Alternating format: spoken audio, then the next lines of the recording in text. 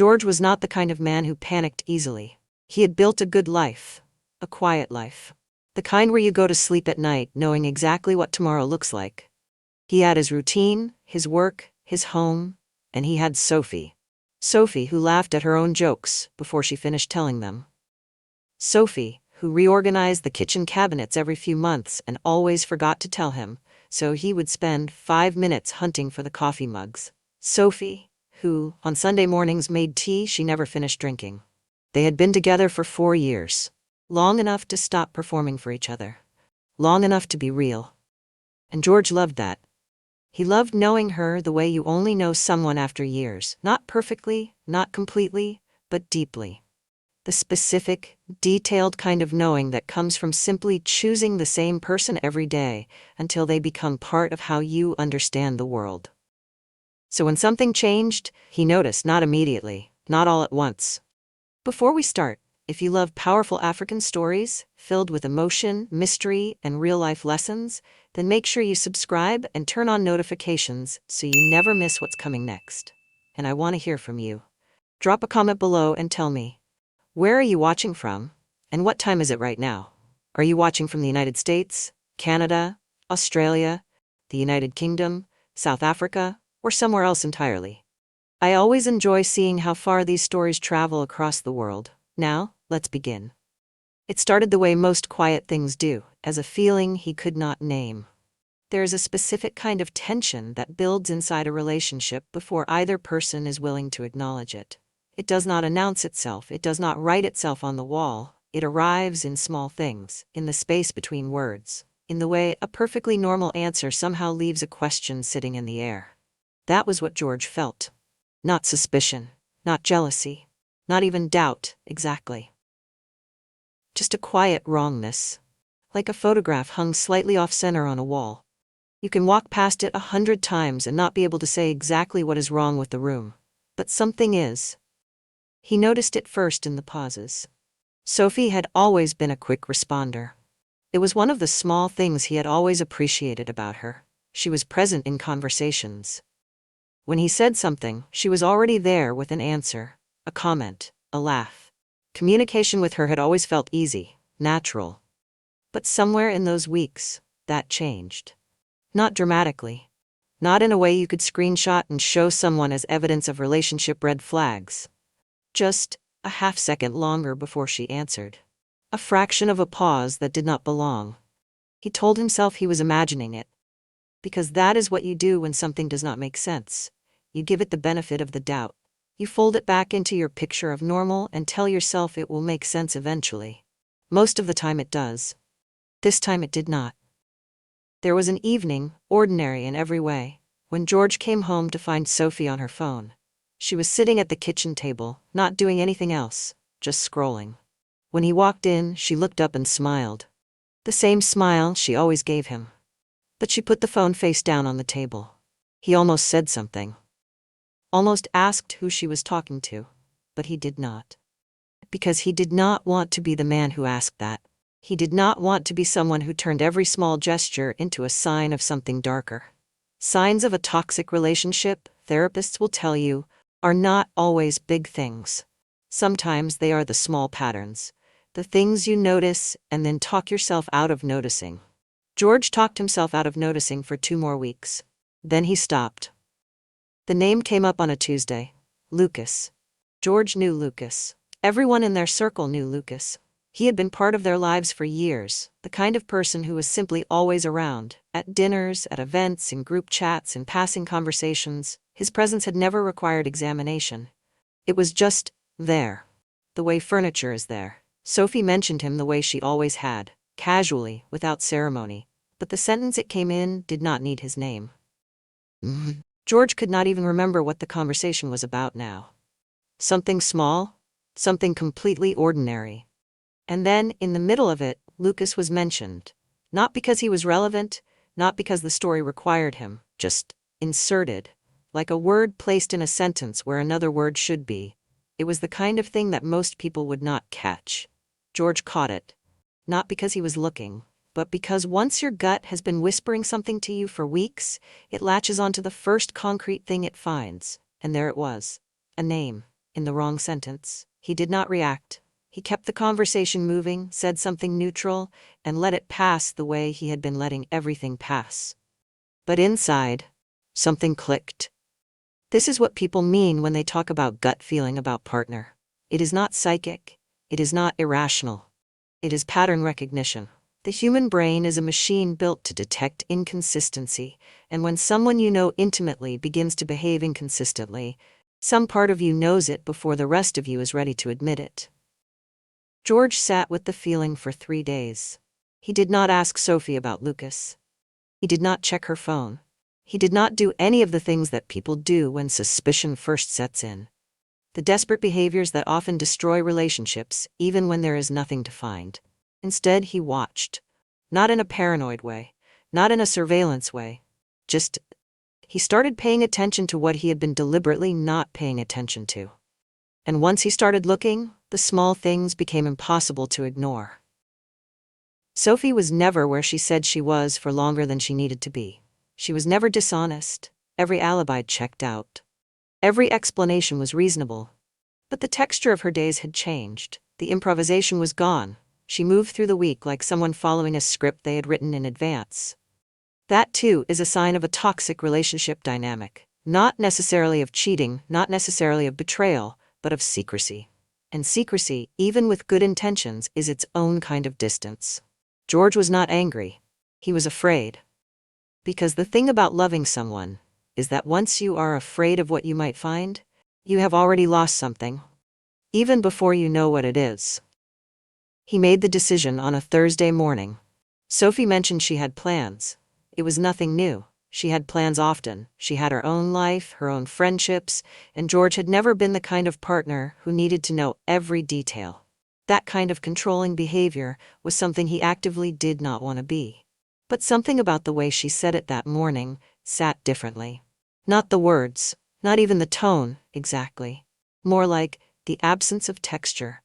When people are telling the truth, their explanations tend to have texture, unnecessary detail, the specific kind of shapelessness that real life has. What Sophie said was too smooth. George does not recommend what he did next. He will be the first to tell you that.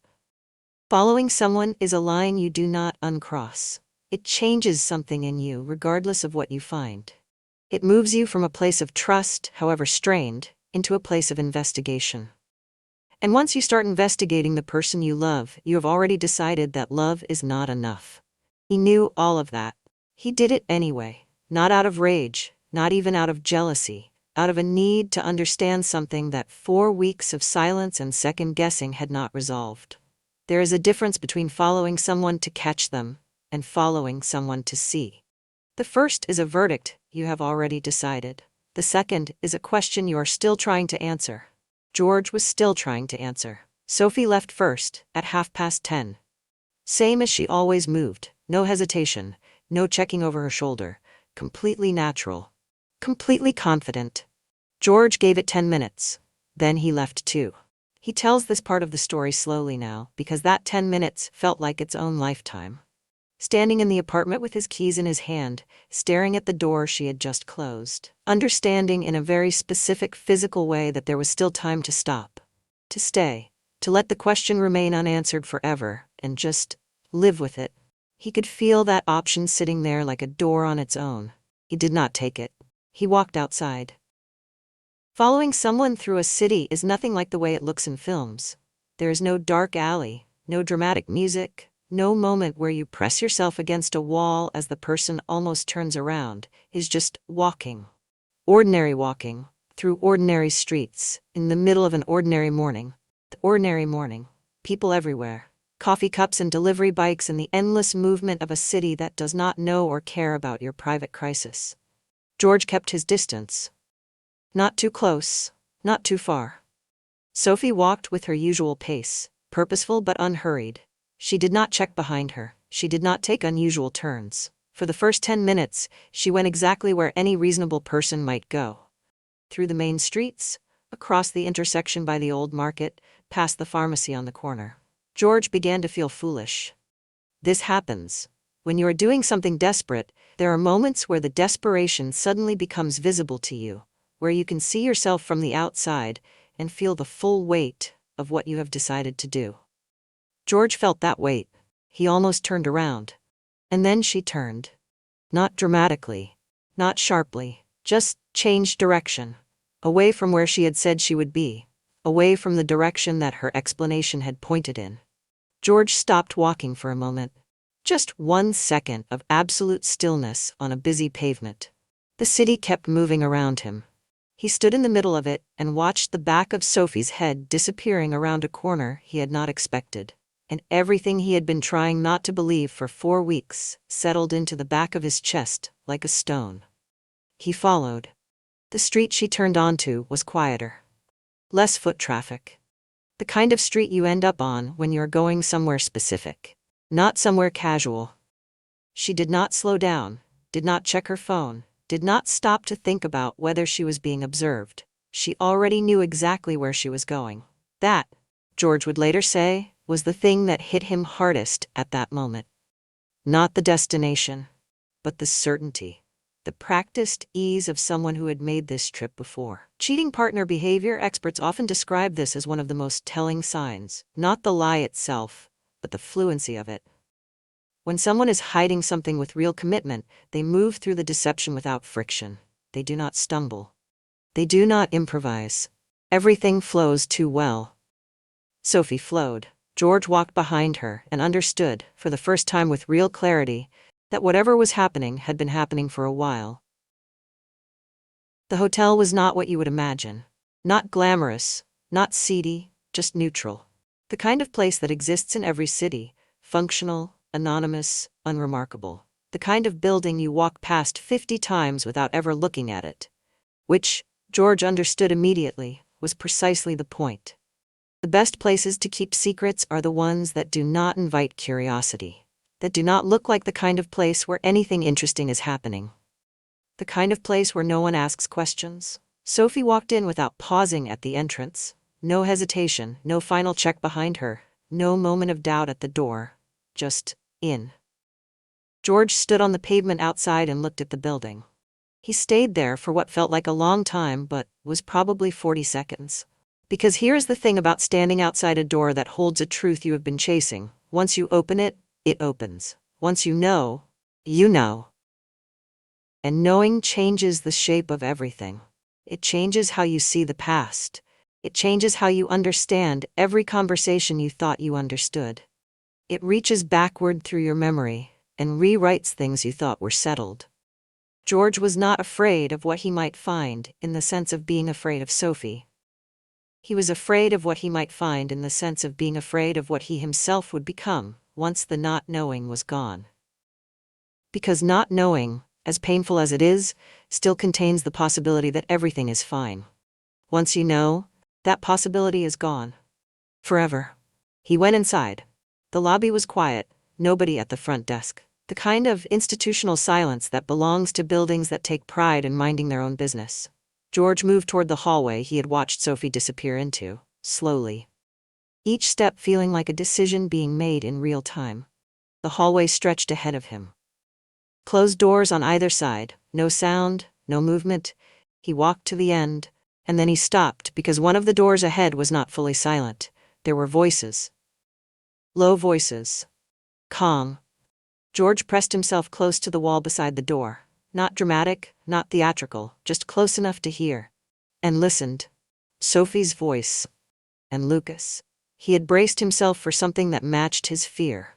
For something that confirmed everything the 4 weeks of wrongness had been building toward in his mind. For the sound of something broken, something shameful, something that would explain all of it. What he heard was nothing like that. No heat, no urgency, no lowered voices hiding something electric, just 2 people talking. Carefully, like people who had something complicated in front of them and were trying to handle it correctly. He could not catch full sentences. The words arrived in fragments, partial phrases, names he did not recognize, the word money, the word time, the word complicated, and then his own name. George, not whispered, not avoided, just said. The way you say someone's name when you are thinking about them, when they are part of what you are discussing. He went still. In all the scenarios he had rehearsed in his head over the past month, every possible version of what he might discover. He had not anticipated this. He had not anticipated being included. Being present in whatever was happening behind that door, even though he was standing in a hallway on the other side of it. He listened harder. Lucas's voice. Steady, something about a deadline, about a decision that could not be delayed much longer. Sophie, quieter, something about being sure, about not moving until she was certain. Then, clearer than the rest, a sentence that landed in the hallway like something thrown. I didn't tell him because I knew how he would react. George did not move. He stood in that hallway and let those words move through him, because those words changed everything. Not because they were the words of someone with nothing to hide, and not because they were the words of a guilty person trying to manage their guilt, but because they were the words of someone who had made a decision about him. A decision that had been made without him. A decision based not on what he had done, but on what she expected him to do. She had excluded him, not out of deception, but out of a prediction. And that, George would come to understand much later, is a very specific and very complicated kind of distance. Not betrayal in the way the word is usually used, but not trust either, something in between. He stayed for a few more minutes, not pressed against the door, not straining for every word, just present. Just listening to the shape and texture of what was happening rather than the specific content. And what he heard in that shape and texture was something that did not match what he had followed her to find. This was not an emotional affair. Not the kind he had feared. The slow migration of intimacy from a relationship into a new connection that begins to carry more emotional weight than it should. There was no warmth between them in the way warmth announces itself. No electricity. No careful tenderness. This was logistics. Two people managing something difficult. Something that required discretion. Something that, from the fragments he could catch, seemed to involve a financial situation Lucas was navigating, quietly, outside of his normal life, and that Sophie had somehow become involved in helping with. The picture was not complete. George knew that. He was catching pieces, not the whole. But the pieces he was catching no longer fit the shape of the fear he had walked in with. Lucas spoke again, something about it being resolved soon. Something about not wanting it to stretch any further. And then clearly, he's going to find out eventually, you know that. A pause. I know, Sophie said. Then why not now? Another pause. Longer this time. Because I'm not ready for that conversation yet. I need to understand it better before I try to explain it to him. George stepped back from the door. Not away. Not leaving. Just back. Creating a little distance between himself and the moment. Giving himself room to think.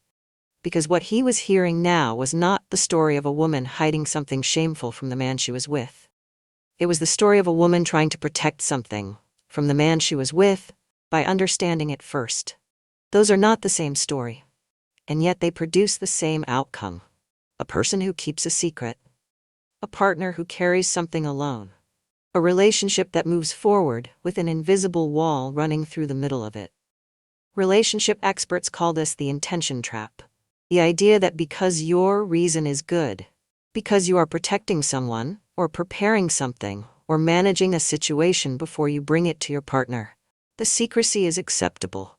That the intention excuses the distance. But the person on the other side of the secret does not experience your intention. They experience the wall.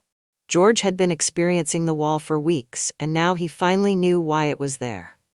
He turned and walked back down the hallway. Back through the lobby. Back outside, into the city, and the light and the noise of a world that had no idea any of this was happening. He walked for a while after that, not going anywhere, not processing in any linear way. Just moving, because movement was easier than stillness, because stopping meant sitting with everything he now knew and everything he still did not. He knew it was not what he feared. He did not know what it was. He knew she had not chosen someone else over him. He did not know why she had chosen to exclude him from whatever this was. He knew she was still thinking about him, even when she was not with him. He did not know whether that was enough. And underneath all of it, sitting quietly like sediment at the bottom of a glass, the question that had arrived in that hallway and refused to leave. What did she think he would do? I didn't tell him because I knew how he would react. That sentence, that single sentence, carrying so much weight, because it was not a lie. It was not a cover. It was an assessment. Sophie had looked at whatever the situation was, held it up against her picture of George, and decided, quietly, without asking him, that he could not handle it, or that he would make it worse, or that bringing him in would cost more than it was worth. And that hurt in a specific way that jealousy does not hurt. Jealousy is loud, it burns, it is easy to name. This was quieter. This was the particular pain of being predicted, of being handled in advance, of being excluded not because you are not loved, but because someone who loves you has decided, on your behalf, what you can and cannot handle. That is a different kind of intimacy violation. Subtler, harder to explain, and in some ways harder to recover from. Because how do you argue against someone's perception of you? How do you prove that you would have reacted differently when you never got the chance to react at all? George bought a coffee he did not drink. He sat on a bench beside a fountain in a part of the city he rarely visited. He watched pigeons for 20 minutes without thinking anything at all. Then he took out his phone and texted Sophie. "I'll be home around 6. Do you want to cook or should I?" She replied within seconds. "I'll cook. I'm in the mood for pasta." He stared at that message for a long time. Normal. Easy. The everyday language of two people sharing a life. The language that had been running on top of whatever was actually happening. He put his phone away. He decided what he was going to do. He was going to go home. He was going to let her cook the pasta. He was going to sit across from her at the table they had eaten at 400 times. And he was going to wait. Not forever, but long enough to see if she would tell him herself. Because that, he understood in that moment, was the real question. Not what she was hiding, but whether she would choose to stop. Dinner was good. That was the strange thing. Dinner was genuinely, completely good. Sophie had made the pasta the way she always did, not from a packet, not from a recipe she was following, but the improvised version she had cooked 100 times, adjusting by feel, adding things as she went. The kind of cooking that only happens when you are comfortable somewhere. They talked about her day, or the version of it she offered. About a problem at George's job that had been low-level frustrating for weeks. About a film one of their friends had recommended that sounded exhausting. About nothing, and about everything, the way you talk when you have been with someone long enough that even silence is comfortable. George performed his part well. He listened, he laughed, he refilled her water glass when it got low. He was present in all the surface ways that made an ordinary evening look exactly like an ordinary evening. But underneath it, he was watching. And what he saw, underneath the comfort and the ease and the genuine warmth that still existed between them, was someone carrying something. The way a person carries a heavy bag when they have been told to act like it is light. You can see the slight lean in the shoulders, the occasional adjustment of grip, the moments where, just for a fraction of a second, the effort of pretending becomes visible. Sophie had those moments. Not often. Not obviously, but George knew her, and he could see them. After dinner she washed up and he dried, the same rhythm they had settled into years ago. He handed her back the glass she had missed a spot on without saying anything, and she laughed and re-washed it, and for a moment everything between them felt exactly as it always had. Real. Uncomplicated. His. They moved to the living room. She curled up at one end of the sofa with a book. He sat at the other with his phone, not really looking at it. An hour passed, maybe more. And then Sophie closed her book, did not open it again. Sat with it in her lap, looking at the cover. George did not say anything. He waited. "There's something I need to tell you," she said. George put his phone down. He did not speak. He just looked at her and waited. Because she had decided to do this on her own, and he was going to let her do it. Sophie did not look at him at first. She looked at the cover of her book, then at the floor. Then, slowly, at him. "I've been helping Lucas with something," she said.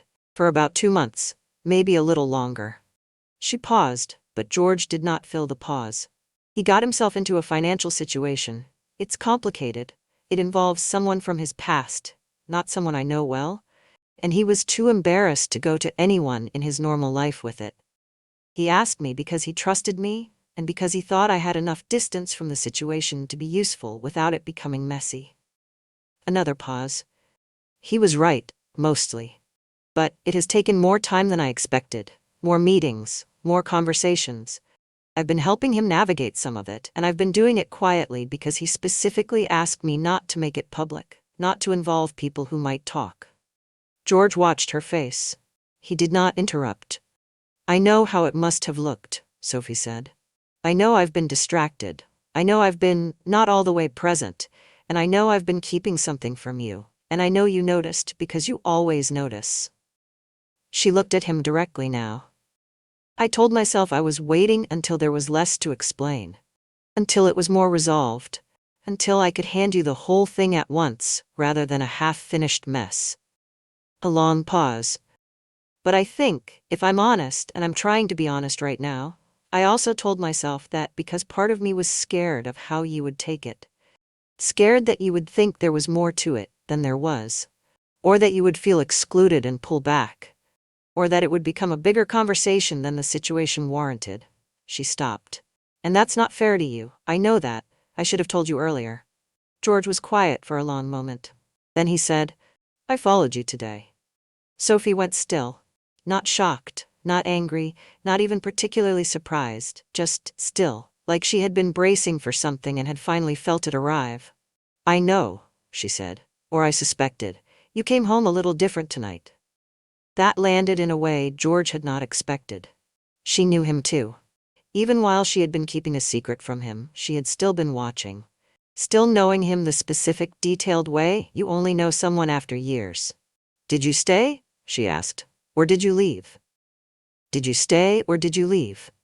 George looked at her. I stayed, he said. She nodded slowly. That matters, she said quietly. George understood what she meant. Not in the moment, not immediately. But as the silence settled between them, he understood. The question was not about location. It was about what kind of man he had been in that moment. Whether he had let himself hear something that complicated the simple story. Or whether he had walked away with the simple story intact.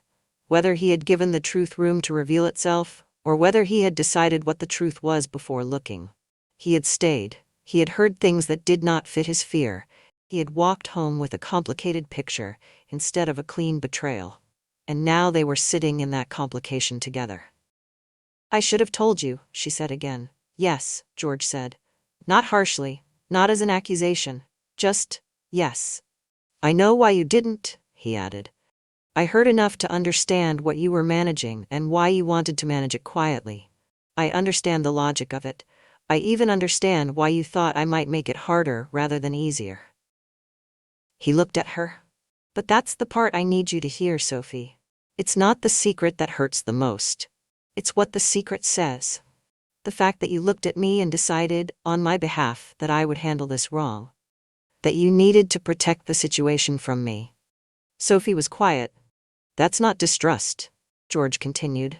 I know you weren't doing it to hurt me, but it creates a distance. It makes me feel like there's a version of you that exists before you get to me. A version that has already filtered things through what she thinks I can handle. And I don't want to be someone you have to filter yourself for. Something shifted in Sophie's face. Not defensiveness. Something softer. More honest. You're right, she said. Just that. 2 words without qualification. I did that. I told myself it was about protecting Lucas's situation. And it was, partly, but you're right that it was also about managing you. And I'm sorry for that, because you don't deserve to be managed. You deserve to just be talked to. George nodded. Not in forgiveness, exactly. Not yet. In recognition. They talked for a long time that night. About Lucas and what he was dealing with, and why Sophie had gotten involved. About the timeline of it, when it had started, how it had grown, how it had taken on more weight than either of them had initially expected. About the specific texture of what George had felt over those weeks. The pauses, the name in the wrong sentence, the phone placed face down on the table. Sophie listened to all of it without deflecting. That, George would later say, was the moment he knew they were going to be okay. Not the explanation. Not the apology. The listening. Because the difference between someone who is sorry and someone who understands is simple. One of them tells you what they did, and why it makes sense. The other one listens to what it felt like from the other side. Sophie listened. He told her about the 4 weeks of small wrongnesses he had been carrying, about the way he had talked himself out of noticing, over and over, because he did not want to become someone who turned every small thing into a red flag. About the decision he had made on Thursday morning, and the 10-minute window when he had understood he could still turn back. About the hallway, and the door, and hearing his own name said in a voice that was not hiding him, but was carrying him. About what it felt like to hear, "I didn't tell him." Said not as a deception, but as a decision. Sophie did not cry. She came close, but she held it. She sat across from him and absorbed every word with the focused attention of someone who had decided that this mattered more than her own discomfort. And when he was done, she did not immediately explain herself again. She did not recontextualize. She just sat with what he had said for a moment. Then she said, "I'm going to do better at this." Not, "I'm sorry again." Not, "It won't happen again." Those are promises about the future. This was a commitment about behavior. "I'm going to do better at trusting you with the complicated things. Even when I don't have the full picture yet. Even when I'm not sure how you're going to take it, you're not someone I need to prepare for. You're someone I share things with. I need to remember that." George looked at her. 4 years of knowing each other sat in the space between them. "I followed you." He said. "I want to be honest about that, not just mention it and move on. I made a choice that I can't undo. I crossed a line, and whatever we build from here, I need to be accountable for that too." Sophie nodded. "I know. It didn't come from nothing," George added. "It came from weeks of feeling like something was wrong and having no way to address it, but it still came from me. I chose it."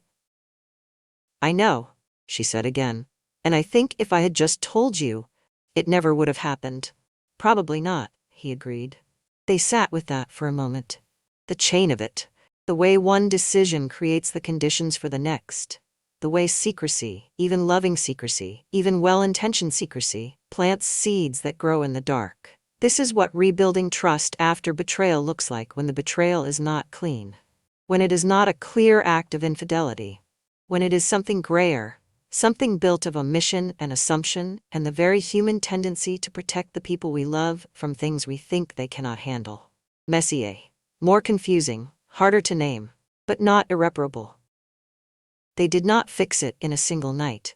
That would have been too easy and too fragile. Things that are fixed too quickly tend to crack along the same lines they broke. What they built instead was a different kind of normal. More deliberate, more conscious. The kind of normal that requires effort because it is not simply inherited, it is chosen. Sophie started sharing things earlier. Not waiting for the full picture before bringing something to George. Not waiting until she had solved it or understood it or made it presentable, just talking. The way you talk to someone you actually trust. She told him more about Lucas's situation. More than she probably needed to, and he understood that the oversharing was partly corrective. Her way of recalibrating after the undersharing. He did not call her on it. He just received it. And George worked on his side of it too. He worked on not turning every pause into a sign. Not retrofitting suspicion onto normal behavior because he had learned what suspicion felt like. Because once you have been afraid of something, it is very easy to keep being afraid of it even after the fear has been resolved. That is one of the most underappreciated things about trust issues in relationships. The original break is one event, but the shadow of it, if you let it, can colonize 100 future moments that had nothing to do with it. Can turn innocent pauses into signs. Can turn a phone placed face down on a table into a trigger, forever, for something that only happened once. George refused to let that happen, not through suppression. Not through pretending the fear was not there, but through repeatedly choosing to respond to evidence rather than anticipation. To deal with what was in front of him rather than what he was afraid might be there. It is harder than it sounds. He will be the first to tell you that. There were evenings when she was quiet, and he noticed himself building a story around the quiet. When a glance at her phone sent something moving through his chest that had nothing to do with anything she was actually doing. When the memory of those 4 weeks settled back into his body, like weather, He did not always handle it gracefully. There were moments when he said more than he needed to. When he asked for reassurance he was not entirely entitled to. When he made her feel watched, even when he was not watching. And Sophie, to her credit, received those moments without retreating. She did not punish him for the insecurity. She did not make him feel small for still carrying it. She just stayed, was consistent. Did the thing that therapists will tell you is the only actual way to rebuild trust after betrayal of any kind. She showed up, in small ways, again and again and again, until the pattern became the evidence. Until he no longer needed to look for signs, because the absence of signs had become the story. Lucas's situation resolved. Quietly, without drama. George eventually heard the full version. The financial mess that had begun 2 years earlier with a bad investment and a person from Lucas's past who had no interest in a clean resolution. The way it had dragged on, requiring exactly the kind of steady, discreet support that Sophie had quietly provided. The way Lucas had finally reached a settlement in the early winter, 3 months after the night in the hallway. He was grateful to Sophie in the specific, slightly awkward way that people are grateful for help they received under difficult circumstances. It sat between them differently after. Not badly, just known. George, for his part, had no particular feeling about Lucas. That surprised him. He had expected something, some residual irritation, some low-level unease around the man who had occupied such a large place in his imagination for those months. Some echo of what it felt like to hear his name and feel the world shift. But when he saw Lucas at a dinner a few months later, he just saw Lucas, a person he had always known, someone who had needed help and had turned to the nearest person who could provide it. The weight had been somewhere else all along. Not in Lucas, in the gap, in the distance, in the space between two people who loved each other but had briefly, quietly, for different reasons, stopped telling each other everything. That is where the story had lived, and that is where it had to be resolved. George is not the hero of this story. He wants to be clear about that when he tells it. He is not the wrong party who handled everything perfectly. He is not the patient, emotionally intelligent partner who saw through the situation with clarity and responded with grace. He followed his partner. He made a decision driven by fear and a 4-week accumulation of quiet certainty that was partly right and mostly wrong. He crossed a line. He did something he cannot take back. And in the strange arithmetic of that experience, in the fact that what he found behind that door was not what he feared, but something more nuanced, more difficult, more human. He learned something about himself that he is still sitting with. He learned that he is capable of doing what he said he would never do. That the version of himself he had always believed in, the steady, trustworthy one, the one who did not snoop, did not follow, did not let fear make his decisions, was not as fixed as he had thought. And that is a significant thing to discover about yourself. Not devastating, not character-defining in a permanent way, but significant. Because the people who are most certain they would never do something are often the people who have simply never been placed in the conditions that would produce that behavior. Certainty about character is easy in the absence of pressure. Under pressure, you find out who you actually are. George found out he was someone who, when pushed far enough by unexplained fear, would cross a line he believed in. He is more careful about certainty now. He is more careful about pressure. And perhaps most importantly, he is more careful about the conditions he allows to build in his relationship. Because 4 weeks of a thing unaddressed does not stay the size it started. It grows. It shapes. It creates a pressure that eventually finds a way to release. Communication, he now understands in a way that is physical rather than just intellectual, is not a relationship nicety. It is the pressure valve. When it fails, things explode. Sophie is more careful about intention now. Specifically, about using intention as a substitute for communication. She had a narrative about why she was keeping the secret that was, in every technical sense, accurate. She was protecting Lucas's privacy. She was managing a complicated situation responsibly. She was waiting until she had more to offer George before bringing him the incomplete version. All of that was true, and none of it changed what the secret did. This is the piece she could not have understood, she says, without seeing it from the outside. Without understanding that the story you tell yourself about why you are doing something does not travel with the action. The action travels alone. And on the other side of it, the person receiving the action does not have access to your internal narrative. They only have access to their experience. George's experience was 4 weeks of quiet wrongness, of something not fitting, of a feeling with no name that was slowly becoming a feeling with a very specific name. She had handed him that experience, with the best of intentions. And no amount of good intention changes what an experience feels like from the inside. She also learned something about the way she had built a prediction around George, about the automatic process by which, when she imagined telling him, she had already run the simulation of how it would go, and decided it would go badly, and acted on that simulation rather than on the reality. That is a pattern worth examining. Not just in this relationship, but as a general habit. Because when you start making decisions based on predictions about how people will respond rather than on how they actually respond, you stop relating to the person. You start relating to your model of the person. And your model is always smaller, always less complex, always less capable than the actual human being sitting across from you. Sophie had related to her model of George for 2 months. When she finally related to the actual George, the one who had stayed in the hallway, the one who had waited through dinner, the one who had said, "I followed you," without accusation and had listened to her explain herself without interrupting, she realized the model had been underselling him. A year after that Thursday morning, George and Sophie went back to the area where the hotel was. Not on purpose. They were passing through, on their way to something else entirely, and the street came up on their route, and they walked down it without either of them planning to. George recognized it before Sophie said anything. They slowed, just slightly. "Do you want to go a different way?" Sophie asked.